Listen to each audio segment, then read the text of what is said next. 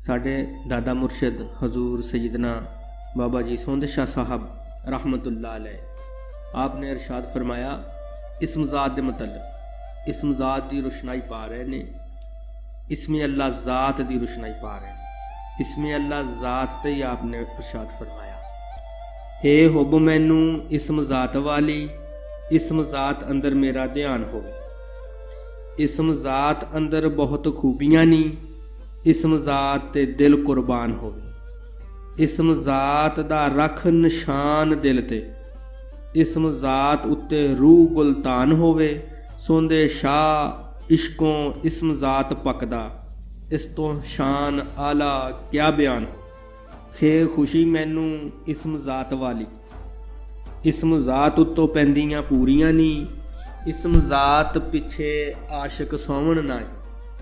इसम ज़ात पिछे आशिक सौवण नाही, दिलों छड्ड दिंदे मगरूरियां नी।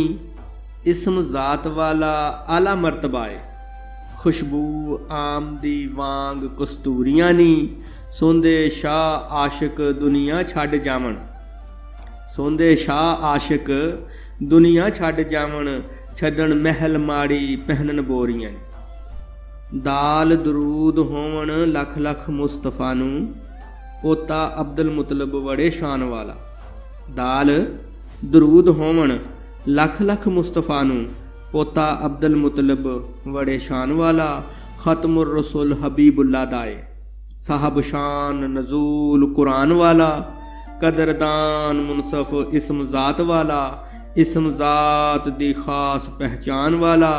सोंदे शाह उस दी खाक पाक चुम्मा, सोंदे शाह उस दी खाक पाक चुम्मा। जेड़ा आसियां ते रहम खान वाला। ज़ाल यौक ते शौक नू कैम रखी, ज़ाल यौक ते शौक नू कैम रखी।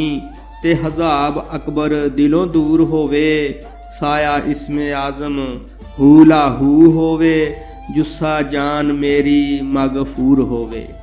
सदका आल नबी ते औलाद अली, कालब कलब मेरा नूरो नूर होवे।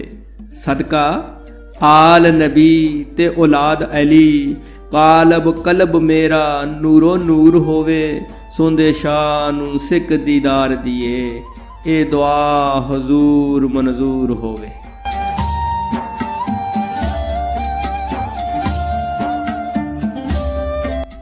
रे राज आला इसम ज़ात अंदर, इसम ज़ात दा राज छुपाविए जी।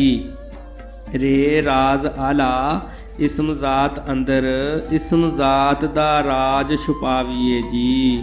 आशिक सादकां तालबां खादमां नू, सिद्धा फकर दा राह दिखाविए जी।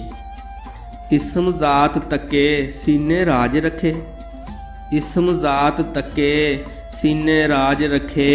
कामल पीर कोलों पुछ आविए जी। सोंदे शाह नू दई तू तौफीक अल्लाह, मरकब नफ्स नू ज़ेर कराविए जी।